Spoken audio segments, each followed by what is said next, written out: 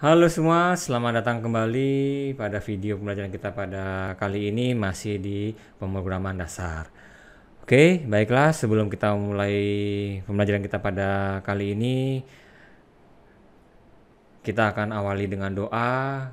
Kalian doa sesuai dengan agama dan kepercayaan kita kalian masing-masing agar apa yang Bapak sampaikan dapat kalian pelajari dan dapat kalian mengerti dan dapat kalian bisa terapkan dalam kehidupan kalian. Baiklah, kita berdoa mulai. Amin. Ya, berdoa selesai. Oke, kali ini kita akan masih pada KD 3.6 ya, menerapkan struktur kontrol percabangan dalam bahasa pemrograman. Ini yang part yang ketiga ya. Ya, sama KD 4.6 ini juga membuat kode pemrograman struktur kontrol percabangan yang part yang ketiga. Oke, materinya itu adalah percabangan if if ya. If else ya, atau percabangan dengan dua kondisi atau lebih gitu ya. Ya, ada if, lagi ada if-nya lagi ada if-nya dan seterusnya sampai dengan kondisi selesai gitu ya. Gitu ya. Oke, sebelum kita memulai materi kita, minggu lalu Bapak sudah memberikan soal. Ini adalah pembahasannya untuk soal yang minggu lalu. Ya, di sini ada program diskon ya. Minggu lalu itulah program dengan dua kondisi ya, if else ya, if else dengan dua kondisi, jika benar dan jika salah. Oke, program diskon. Ya, jika harga yang kalian inputkan lebih besar atau sama dengan 1 juta, ya maka akan mendapatkan diskon 10%. Ya, jika harga yang kalian inputkan lebih kecil daripada 1 juta, Anda akan mendapatkan pesan, maaf, Anda belum mendapatkan diskon. Ya, output yang diinginkan berapa harga yang akan dibayarkan ya, misalkan kalau dapat diskon ya berapa harga setelah diskon gitu ya. Ya, contohnya masukkan harga, di situ adalah masukkan harga 1 juta ya. Ya, selamat Anda mendapatkan diskon 10%, total yang sudah bayar adalah 900.000 gitu ya. Ya, untuk programnya seperti ini. Ya, using namespace SCD ya, di sini ini adalah outputnya agar lebih menarik. Integernya adalah harga dan diskon. Ini juga adalah outputnya. Ya, kalian bisa langsung memberikan, atau di sini pada barisan terakhir di sini ada apa namanya, perhitungan. Ya, diskon sama dengan 0,1 kali harga. Ya, diskon 0,1 kali harga. Berarti di sini 10% dikalikan harga yang kita inputkan. Ya, itu misalkan kalau 1 juta dikalikan 10% berarti adalah 100.000 gitu ya. Ya, nanti terakhir baru dikurangi harganya yang asli. Ya, diskon dikurangi harga. Oke, kita lanjut yang kedua.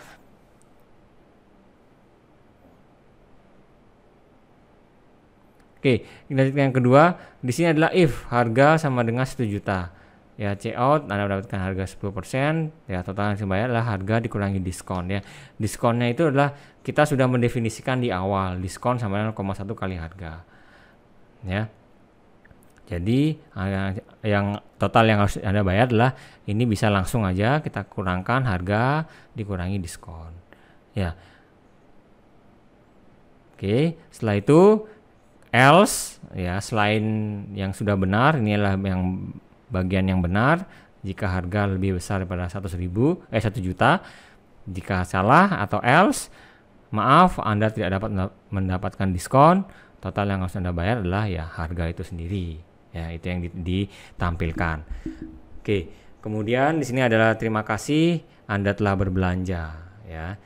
Kemudian return 0 dan selesai. Ya, ataupun ada cara yang kedua. Cara yang kedua itu adalah di sini sampai dengan menginputkan harga ya, sama di sini sampai menginputkan harga. Kemudian tetapi yang berbeda adalah diskonnya. Diskonnya itu masuk ke dalam blok program dari if-nya. ya, blok program dari if-nya. Dia masuk ke blok program dari if-nya. Ya, di sini diskon sama 0,1 kali harga. Ya, jadi harga dikurangi diskon. Ya. Jadi untuk logikanya tetap sama gitu ya, tetap sama, tapi untuk penyelesaiannya agak sedikit berbeda ya. Jadi yang pertama adalah proses diskonnya adalah di luarnya, di sini adalah proses diskonnya adalah di dalamnya. Ya, yang mana yang lebih efektif, yang mana yang lebih mudah itu tergantung dari programmer gitu ya, tergantung dari kalian yang membuat suatu programnya. Ya, bisa saja kita mendefinisikan di awal, kemudian di blok-blok if dan else itu kalian tinggal panggil-panggil, itu boleh. Ya, tapi kalian harus tahu juga logika dari program yang kalian buat. Ya, seperti itu. Ya, ini di blok diskonnya itu adalah ada perhitungan dari programnya, ya, seperti itu. Ya, ini adalah program dari diskon. Ya, semoga kalian dapat memahami. Silakan kalian pause video ini, kemudian kalian coba di komputer kalian masing-masing, seperti itu ya. Oke, kita akan lanjut ke materi berikutnya, ya, percabangan if else atau if else if gitu ya. Itu lebih dari 2 kondisi. Oke. Jadi percabangan if else if yang merupakan percabangan yang memiliki lebih dari 2 blok program. Ya, 2 blok program itu maksudnya apa? Lebih dari 2 gambar belah ketupat. Ya, lebih dari 2 belah ketupat. Ya. Kalau kalian lihat di program di contoh flowchart ini, ya mudah-mudahan kelihatan. Di sini ada 1, 2, 3. Ada 3 blok program, blok percabangan, ada if. Ya, di mana kita mulai, kemudian ya di sini ada masukkan nilai. Jika nilainya lebih besar daripada 90 maka dia A. Jika nilai lebih besar daripada 80 maka B+. Jika lebih besar daripada 70 sama dengan B. Ya, dan seterusnya. Ya. Selain dari 70 itu adalah F. Ya, ataupun kita bisa mengembangkan, ada yang B, ada yang C+, ada yang C, kemudian D, kemudian F, ya, F paling terendah. Ya, kemudian tampilkan grid. Ya, seperti itu. Itu blok program dari if else if, ya, if else if. Jadi dia memiliki banyak sekali blok-blok kondisinya, percabangannya, ya, ataupun belah ketupatnya ini sangat banyak. Ya, jika nilai lebih besar dari ya, kemudian dia masuk lagi, tampilkan grid. Jika dia tidak, dicek lagi di sini apakah dia benar. Jika ya, maka dia tampilkan B+, kemudian dia masuk tanda panahnya turun, tampilkan grid. Jika dia apakah dia lebih besar dari 90, tidak, di sini juga tidak, sampai ke 70 juga tidak, berarti dia adalah F. Ya, yang terakhir atau else yang terakhir adalah F, kemudian tampilkan grid. Ya, seperti itu. Oke, kita akan coba lihat programnya. Ya, di sini ada programnya. Ya, integer nilai, kemudian adalah string grid. Ya, gridnya itu adalah berbentuk string karena dia adalah teks. Ya, inputkan nilai akhir, inputkan. Ya, if nilai lebih besar sama dengan 90 dia A. Ya, kemudian ada di sini yang baru adalah else if, ya. Selain itu, ya, else if, ya. Selain itu, jika lagi kondisi yang kedua itulah nilai lebih besar sama dengan 80. Ya, berikutnya adalah else if lagi, lebih besar dari 70, 60, 50, 40, 30 dan seterusnya sampai dia ada else. Yang terakhir pasti ada else.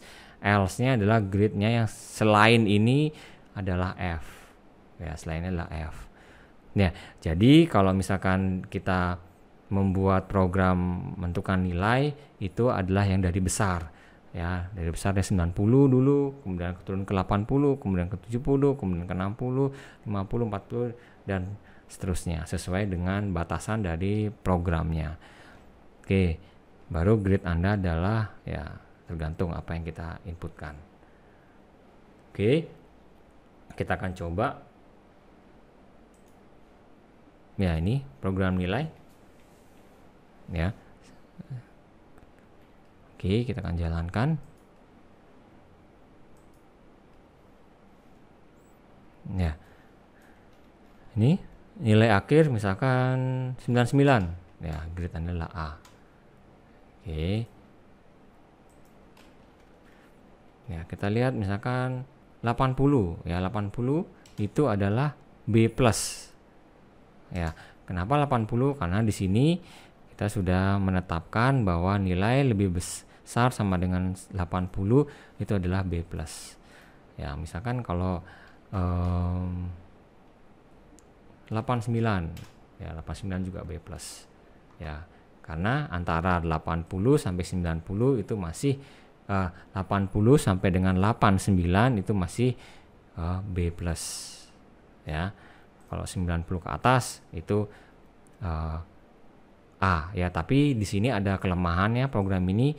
Jika kita masukkan misalkan 100 105 gitu ya, tetap dia di katakan dia adalah grade A, ya itu masih ada kelemahannya. Ya, bagaimana nantinya kita akan tutup jika 100 ke atas dia akan error gitu ya. Oke,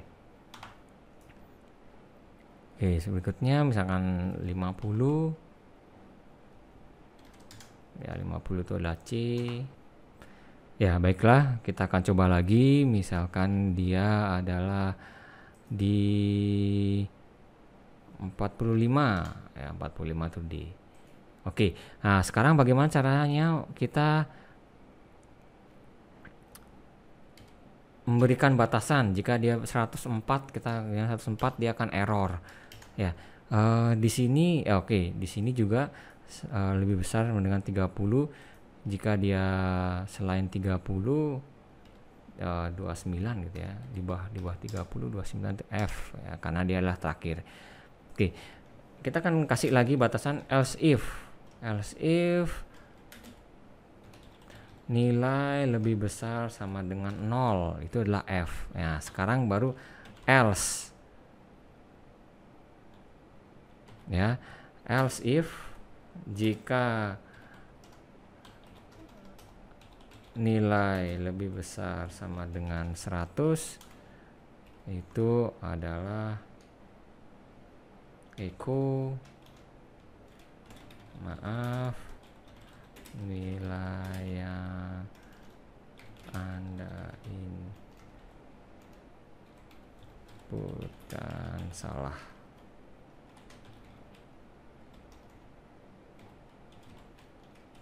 Oke, kemudian else echo terima kasih program error.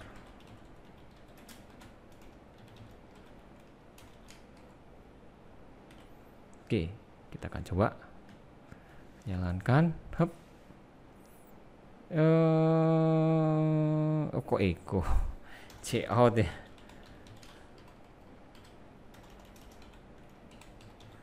Maaf, bukan echo, C out. C out. Oke, misalkan kalau 105.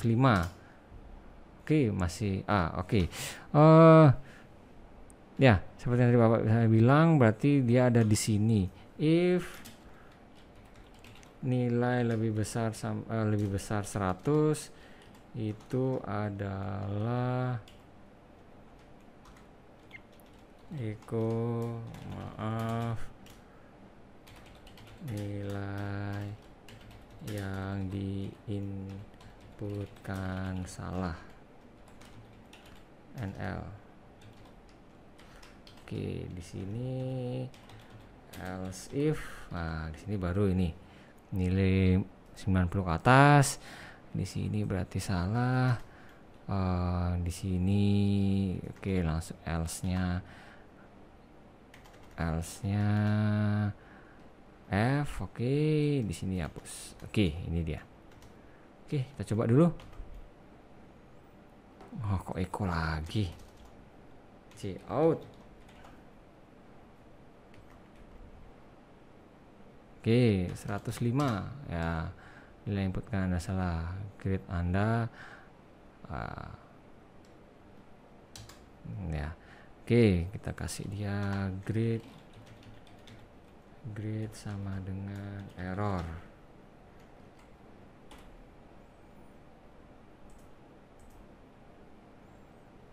Oke, 105 ya, grade adalah error. Oke, misalkan kita jalankan lagi 98 ya, grade adalah A.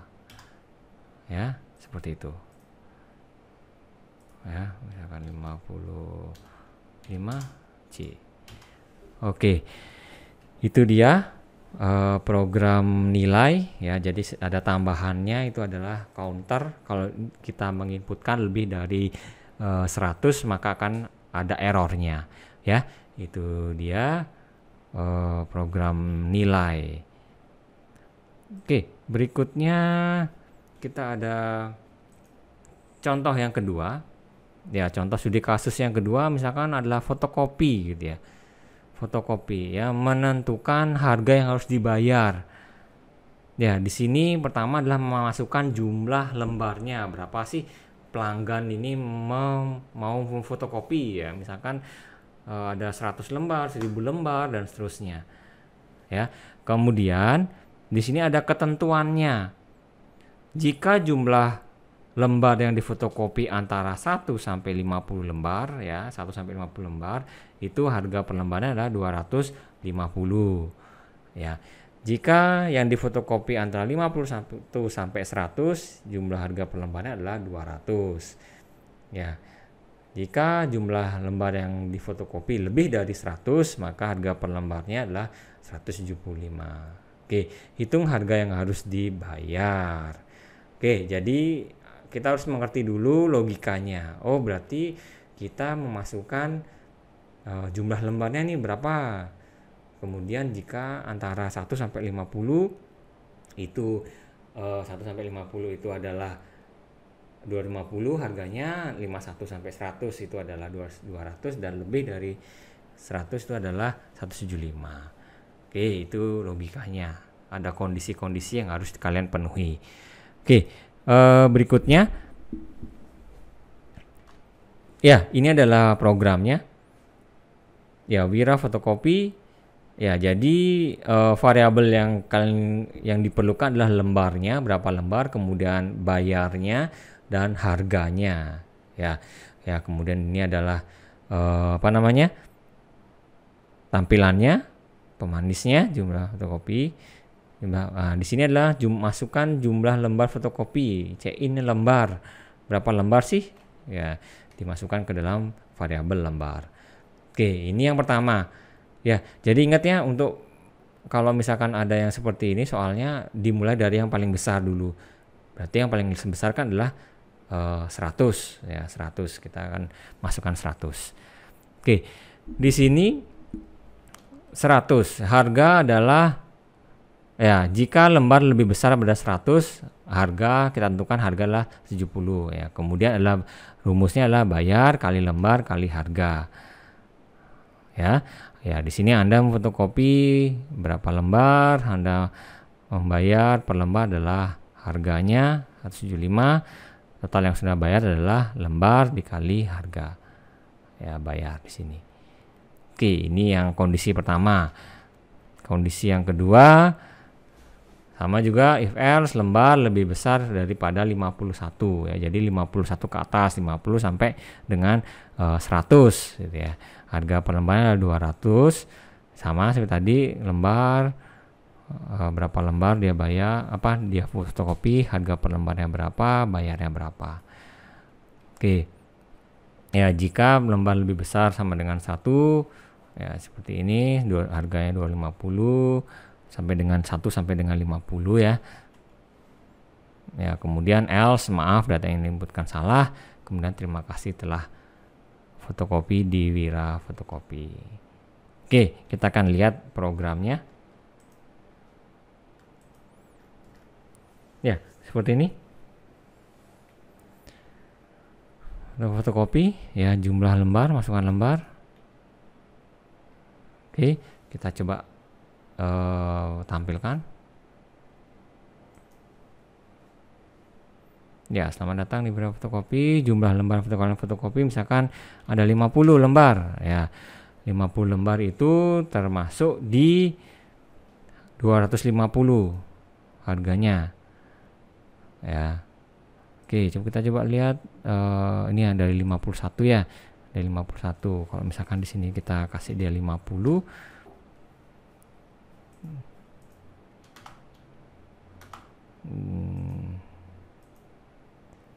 Dia masuk 50 ya, dia harganya 200.